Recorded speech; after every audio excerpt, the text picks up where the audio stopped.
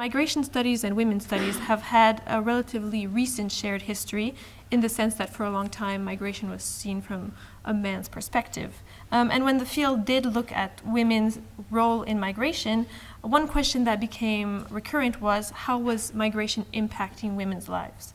Now the question is interesting, but the initial treatment has led to problematic and binary ways of thinking. That is to say that when answering these questions, researchers create an opposition between the country of origin and the host country. And they create an opposition based on tradition versus modernity.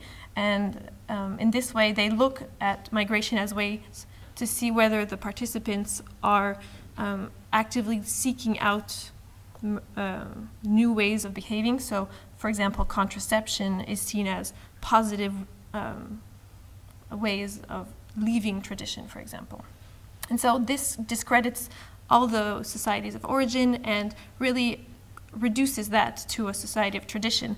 And it's interesting because migration can, in fact, be an opportunity for change, but it doesn't have to be liberating for all women.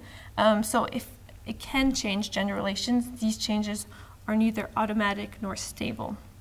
And so in trying to escape this binary mode of thinking, I've looked at social activism around gender issues in Romania, mainly in Bucharest, to better understand the agendas coming out of this Roma feminism and the way migration has played a part in this agenda or not. So I've asked two questions in this presentation. The first is, in what spaces are feminist activists and Roma women working together or intersecting, and what are their current strategies? And then in relation to migration, how does the current context of mobility for many of the beneficiaries of this agenda impact the strategies? So whether mobility can serve to diminish or to advance the goals of such projects. So my presentation will be organized around these two questions. I won't be able to fully answer all the questions I'm bringing up, as this is, as I said, ongoing work. But hopefully I'll be talking about the impact of migration through the perspective of some of the activists I've met in Bucharest and the projects they're currently working on. So to discuss Roma feminism a little bit more, I won't go into the detail of gender roles in Roma groups, as we've had many presentations dealing with some of the examples over the last few days. Also, I wouldn't want to pretend that I am able to paint a homogeneous picture of Roma women's situation. There is a great diversity of experiences, of lives. However, gender norms exist in all societies, in all groups, and that includes Roma women. So what I want to highlight about Roma women and Roma feminism is that the women I'm speaking of today are in a situation where they face gender norms coming both from inside their group and from outside, so from the majority societies. As women perceived as belonging to a minority group, they are faced with a certain kind of pressure, which I refer to as having to choose between women's rights and minority rights. So this is something I've heard a lot coming from Roma feminists, this question of the pressure. This is not specific to Roma. This is something we've seen in many other minority situations. And so I'd like to come back a little bit on the theoretical framework regarding intersectionality, since this is something that is essential to the way Roma feminists today present their work and present their standpoint. So they quote intersectionality as maybe Kimberly Crenshaw's initial work thought it out. So the idea that minority women are at this intersection of subordination and power relations regarding class, regarding race, regarding gender, among other power dynamics as well. And that an essential obstacle to bringing light to difficult situation minority women are in, and so for Crenshaw this was women of color in the United States, is that when faced with violence, minority groups fear racial stereotyping. So representations of violence and othering have often gone hand in hand in a script that will portray men from minority groups as pathologically violent. So in looking to forestall such stereotypes, the fuller range of narratives and experiences of women in the groups are not made visible. And so this intersection metaphor has come under criticism, and in many ways, this two-dimensional way of thinking isn't sufficient. It's more interesting to think of intersectionality as a process that allows for the importance of context and the relational experiences of power. However, it still remains a vital concept that is really very much present in the work of Roma feminists and Roma activists that I met in Romania. And so if I want to quote, for example, one of the women, she would say, we are often urged by male Roma activists to choose the fight against racism over the one against sexism so as not to fragment the movement.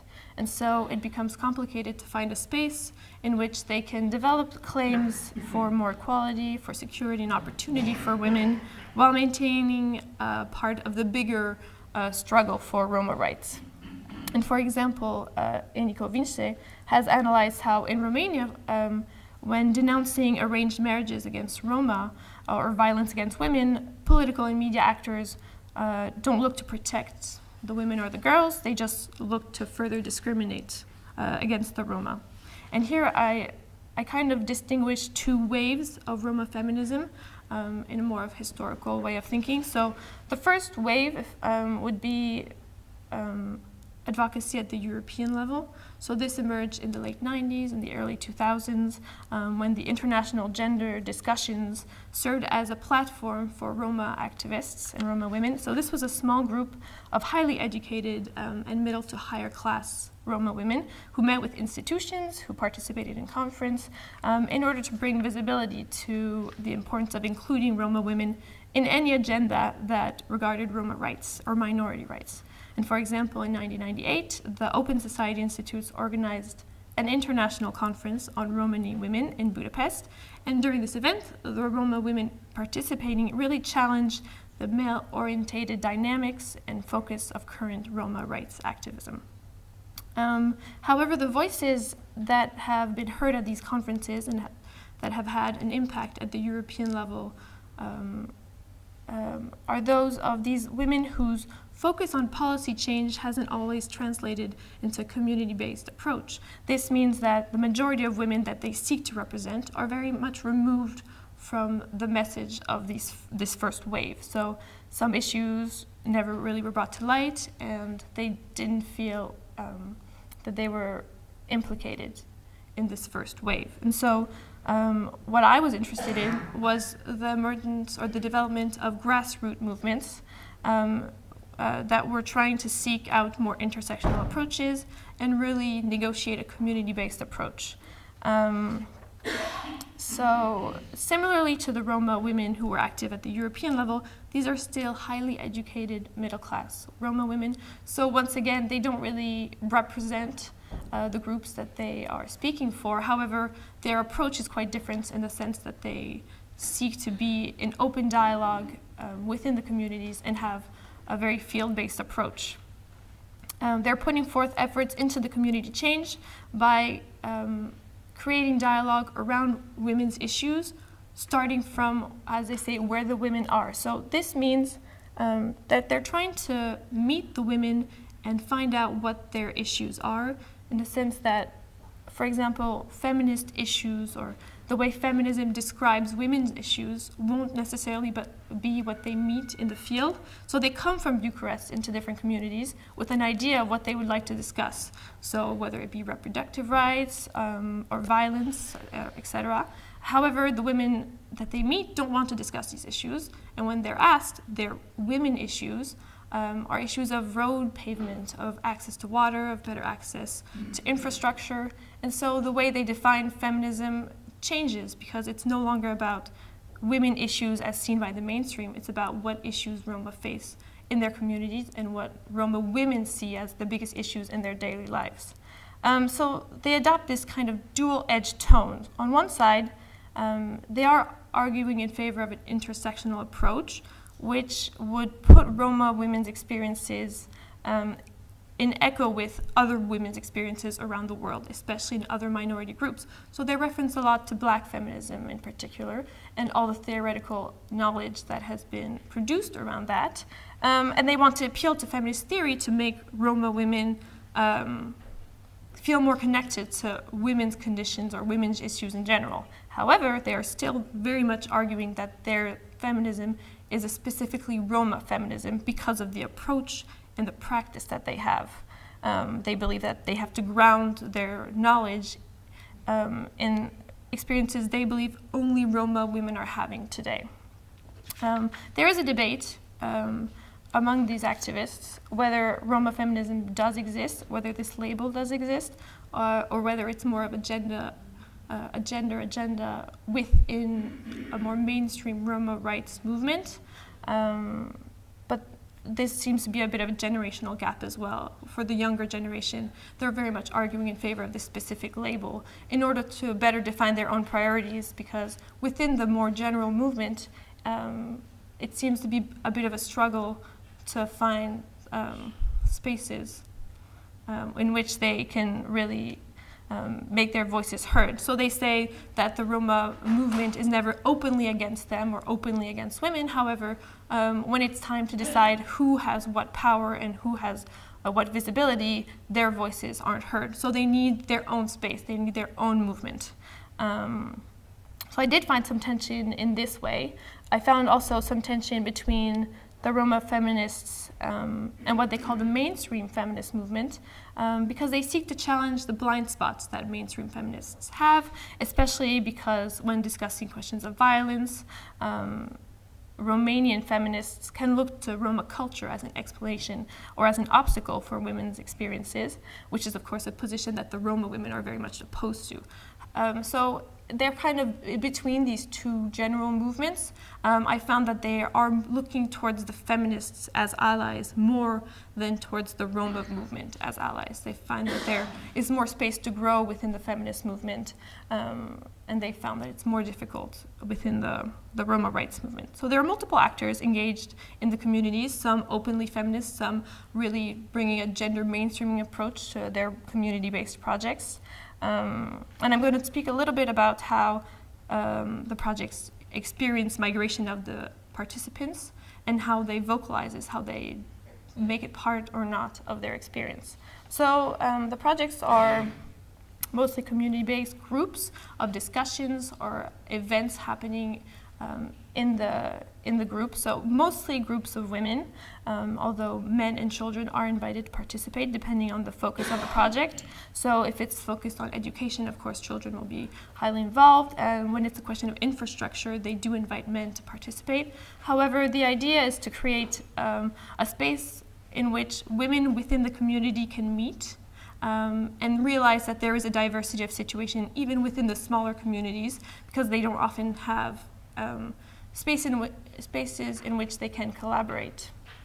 As they explain, the activists say that women are not taught to collaborate with each other, and so there is no leadership that emerges. They have no role models. And by creating spaces in which they can meet, they can become their own role models. Because as activists coming from a major city, they cannot be the role models for these women. The women thinks their lives have been too different, and so they need to find within the community women who are willing to become those role models. So the causes have differed, as I said. It's no pre-established goals. Sometimes they spend a lot of time working with city councils to get roads paved, to find better infrastructure. Sometimes it's about petitions or about political power. And then it can also be about creating groups and discussions around violence, around experiences of their bodies, about reproductive health. So there are many different focuses. However, a thing that comes up time and time again is the migration of the participants. So when I ask the activists, they'll say, yes, we expect this to happen. We expect the women to leave for a few months, for a longer time. They might or might not come back. And the only way of dealing with this is to have as flexible a project as possible. So they have a rather passive approach. That is to say, they will let the migration happen. It's not part of their focus, so they don't discuss it beforehand. They have no role in preparing the departure or the arrival back. However, the groups are always open and women can always come back. However, there are two different postures when people do come back. That is to say that with the older generation, so activists within the Roma movement in general, or the European level activists that I mentioned, so the older women, their vision of migration is much more about opportunities for change and trying to bring in the changes, that is to say that the women who come back are invited to reflect on the changes they have seen or made. For example, Nicoletta, one of the women I talked to, would say that women who migrate have more opportunities for work, so that she found that women coming back to Romania had had more work opportunities and that this has changed them. And she wants to reflect on how migration is this vector for change in that sense. However, the younger generation I spoke to is much more passive, and they don't want to reflect or engage on these questions. So they have projects where the participants migrate, where the participants leave for a few months, and they always allow them to come back. However, they never ask them what happened abroad. So this isn't part of the discussion. They say, oh, it's a parenthesis. They do what they have to do. They come back. We don't really ask them. We don't even know what's going on. We think we know, but we don't really know. And it seems that they don't really want to engage in this. So the focus they have is on creating change within the communities, creating change within Romania. And so they won't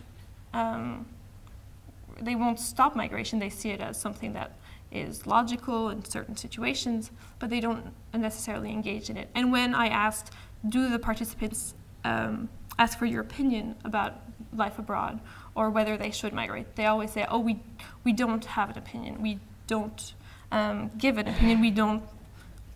We don't take position either way. And so I found that this was quite an interesting dynamic between those who are speaking of migration as this opportunity for change and those who are trying to kind of ignore it in a sense. That is to say, practically it has an impact on their work, but in the discourse it's very minimized. And so the last question I would like to finish was what would happen abroad. So if they're seeing the participants migrate and they're not really engaging in what happens when they come back, what about what happens when they leave and they meet other NGOs and maybe they meet other feminist movements abroad? And then some of the women said, oh, I would hope that the women would meet NGOs that are doing the same kind of work abroad. This isn't something I have a lot of experience with. At least in France, where I've worked, I don't see a lot of feminist movements engaging with Roma migrants. Maybe you've had different experiences and we can discuss this. But there's a lot of uncertainty about how migrant women are meeting other local feminists' agendas abroad, and whether or not they're allied with the objectives and the agenda of Roma feminists in Bucharest. So to conclude, Roma women in Romania today have experiences that are often solely understood through one lens, be that gender, ethnicity, or then maybe social issues. And here are young Roma women who are actively pursuing a more intersectional approach, a more multidimensional way of seeing these experiences. So the emerging Roma feminism movement is really challenging this one-sided narrative. And they have the potential to bring attention to the issues of class, racism, sexism, and even maybe homophobia in a more intersectional manner within the non-Roma feminist agenda, for example. And while they're clearly not trying to actively make their participants representatives of feminism abroad in the migration context, they are thinking of this transnational feminist agenda from their own perspective, from their own circulation. And so they do hope to create alliances and dialogue with other feminists and other feminist agendas. However, the fear that they have, and here I quote another of the activists I talked to, is that Roma feminism needs allies, but not more unequal power relations. So feminist sisters must give up the privilege and the glory of saving Roma women. And so that's, I think, the parting idea I'd like to go with is that if we look at feminism within different European countries, we should wonder what gender norms are being put forward in host countries for the migrants, and what gendered experiences are occurring, and whether local actors are using a cultural or ethnic narrative to understand Roma women's experience and the impact that will have on them, whether it be local authorities, NGOs, or even academics. Thank you.